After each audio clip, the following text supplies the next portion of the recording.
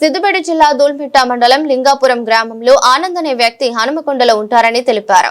కులం బుడగజంగాలు, వయసు సుమారు 30 సంవత్సరాలు గల వ్యక్తి పత్తి కొనుగోలు చేస్తామని గ్రామానికి వచ్చి మార్కెట్ రేటు 6,300 క్వింటాల్ కు ఉన్నది, మేము 7,500 క్వింటాల్ రూపాయలు ఇస్తామని గ్రామస్తులతో మాట్లాడి నిన్న ఒక 4 అశోక్ లేలాండ్ వెహికల్స్ నిండా పత్తి కొనుగోలు చేసి పత్తి తీసుకుని వెళ్లారు.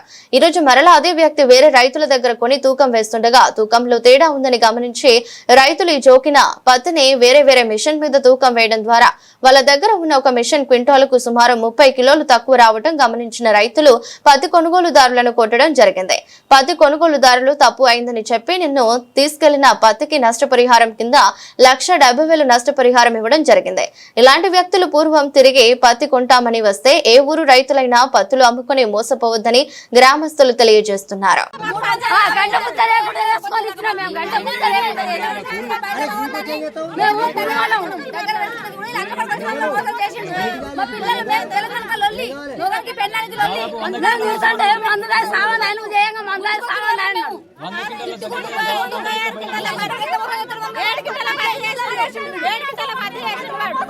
అన్న మాది లింగాపూర్ గ్రామం. వీళ్ళు పత్తి కొంటానని లింగాపూర్లో ప్రచారం చేసి వాళ్ళు ఒకరోజు వచ్చి చూసుకొని పోయారు. మాకు రేటు కూడా అందుబాటులో మాకు రేటు కూడా సరిపోని రేటు పెడతామని చెప్పారు. మేము అన్ని విధాల కాంట కూడా సరి చేసుకొని చూసుకోమన్నారు. అన్ని విధాలు చూసుకున్నాం. తర్వాత మాకు ఒకరోజు 2 రోజులు డీసీఆలు పోయినాయి దాదాపుగా. ఆ రోజు మాకు కొంచెం డౌట్ వచ్చి దాన్ని మేము కూడా గమనించుకున్నాం. ఈ రైతులు ఉన్న వాళ్ళందరూ పరిశాన్ అయినాం. దీనివల్ల మాకు నష్టం జరిగిందని ఆలోచించి మిగతాది కూడా ఒకరోజు ఏం చేసామంటే వేరే వాళ్ళ పత్తి తీసుకొచ్చి పక్కకు జోకి పెట్టాం. తర్వాత వాళ్ళు వచ్చి తర్వాత కొనుక్కుంటామని చెప్పారు. వీళ్ళది ఫస్ట్ చూపించాం. ఇది కాదు వేరే దగ్గరికి పోయారు. అక్కడ కూడా తూకం వేరే వచ్చింది. దీనికి దాదాపు మాకు 2 క్వింటాల తేడా వచ్చింది. 5 క్వింటాల పత్తికి 2 క్వింటాల పత్తి తేడా చూపించారు.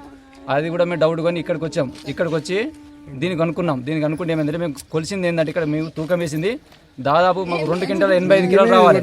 85 కిలోలకు మాకు 2 క్వింటాల 5 కిలోలు మాత్రమే వెయిట్ చూపించింది.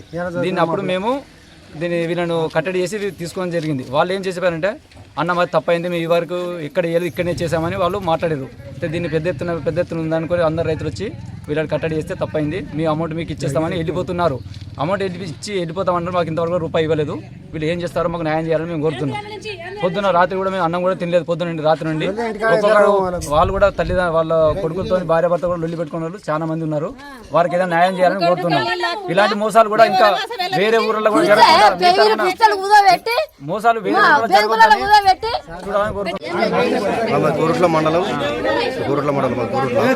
నేను అశోక్ లేలాండ్ డ్రైవర్. నేను డ్రైవింగ్ చేస్తాను. ఆయన అన్న జీతం ఇస్తాడు. ఆనంద మనిషి నాకు జీతం ఇస్తాడు. పైసలు నెలకు 14-15 ఇస్తాడు. ఫుడ్ బెడ్ మొత్తం ఆయనే.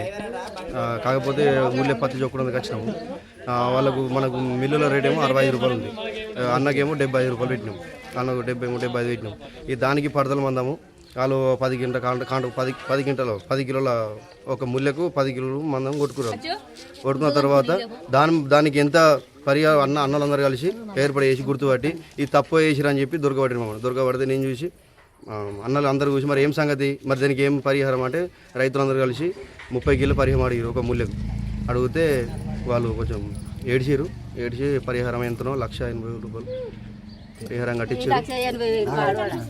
అతని కొన్న అయితే పేరేం పేరు, ఏ ఊరు? కొన్న ఆయన పేరు ఆనంద్. ఏ ఊరు? కోరుట్ల. అంటే మన హనుమకొండలు ఉంటారు. కాకపోతే పాతది ఇవాళ కొంచెం గొడవలు అయ్యి అక్కడ వాడ పడిరాక ఆ ఊరి పేరు కూడా నేను చెప్తున్నా కదా.